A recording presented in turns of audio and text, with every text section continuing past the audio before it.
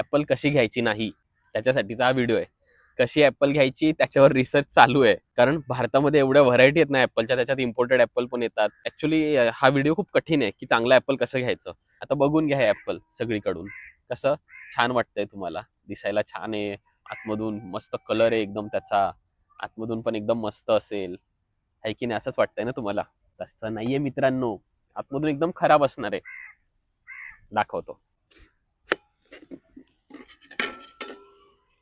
आहे की नाही खराब. हे तरी बरं निघालं, मी काल कापलेलं ना, दिसायला आतमधून असंच वर एकदम छान मस्त, आणि आतमधून हे सगळं काळं काळं होतं. आणि मी कन्फ्यूज झालो की बाबा वरून एवढं छान दिसतंय ॲपल, कसं काय ते आतमधून एवढं खराब झालंय, किंवा कळणार कसं की ते खराब आहे आतमधून.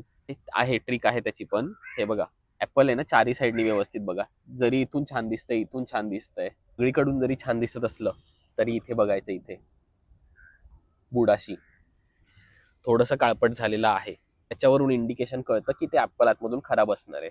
सो ॲपल घेताना इथे इथला भाग बघा थोडासा काळपट झालेला आहे, असा काळपट भाग झाला असेल तर नका घेऊ, ते खराब असतं आतमधून.